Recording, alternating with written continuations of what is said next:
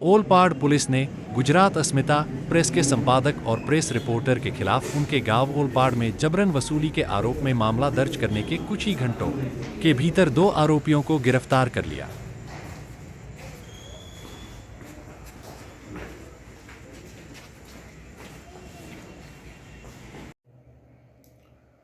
Olpad police સ્ટેશનના તેના ગામ ખાતે એક જનરલ સ્ટોરની દુકાન છે।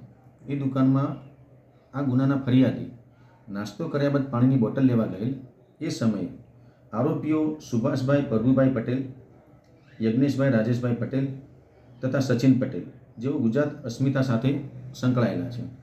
તેઓએ કોઈ રીતે એક જાતનું ગુનાહિત કાવતરું રચીને આ ફરિયાદી અને બીજા કેટલાક લોકોનો એક વિડીયો ઉતારી દીધેલ અને જે વિડીયોમાં એક નાનકડું દારૂની બોટલ જેવું કોઈક પીણું જે જણાય છે તે વિડીયો તેઓએ પોતાના સોશિયલ મીડિયા પેજ ઉપર વાયરલ કરેલ।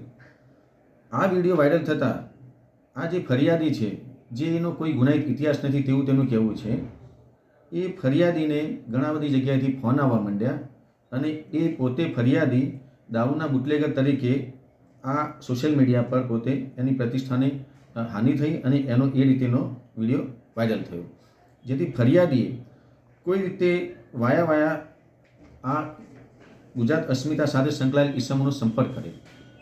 તો આ આરોપીઓ આ ફરિયાદીને એક જગ્યાએ મળવા આવેલા અને ફરિયાદી એવું કહેલ કે મારી ઇજ્જત આબરૂ જાય છે, હું કોઈ આવા ગુના સાથે સંકળાયેલ નથી, હું કોઈ આવો વ્યવસાય કરતો નથી અને મારા સમાજમાંથી તથા મિત્રોના ઘણા બધાના ફોન આવે છે અને મારી પ્રતિષ્ઠાને હાનિ પહોંચે છે।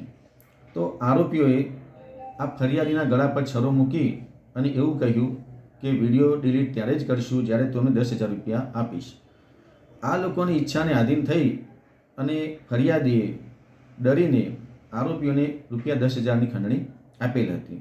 ત્યારબાદ પણ વિડીયો ડિલીટ નહીં થતાં ફરિયાદી ફરીથી આરોપીનો સંપર્ક કરેલ તો આરોપીઓએ ફરિયાદીને ચોખ્ખી ના પાડી દીધેલી કે વિડીયો ડિલીટ કરવો હોય તો બીજા રૂપિયા આપવા પડશે અને ત્યારબાદ પણ વિડીયો ડિલીટ નહીં કરી અને ફરિયાદીને ધમકાવેલ હતો, જેથી ફરિયાદી ડરીને આ પ્રકારની વારંવાર ખંડણી માગતા હોય આ લોકો આરોપીઓ, જેથી ફરિયાદીએ આ પોલીસ સ્ટેશનનો સંપર્ક કરી અને આ ત્રણેય ઈસમો ઉપર ગુનો દાખલ કરાવેલ છે। જે મુખ્ય સૂત્રધાર છે એની સામે કોઈ આગળ ગુના દાખલ થયા છે?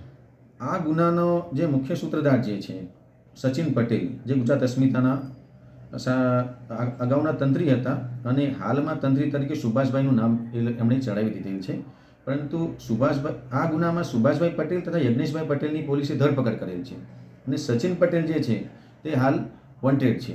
સચિન પટેલ વિરુદ્ધ આ જ પ્રકારના ગુના અઠવા પોલીસ સ્ટેશન ખાતે તથા અડાજણ પોસ્ટે ખાતે અગાઉ પણ દાખલ થયેલ છે અને પોલીસે સચિન પટેલની ધરપકડ કરવા માટે હાલ તપાસ તજવીજ હાથ ધરેલ છે અને પોલીસે આ આરોપીના રિમાન્ડ મેળવેલ છે અને આગળની તપાસ ચાલુ છે।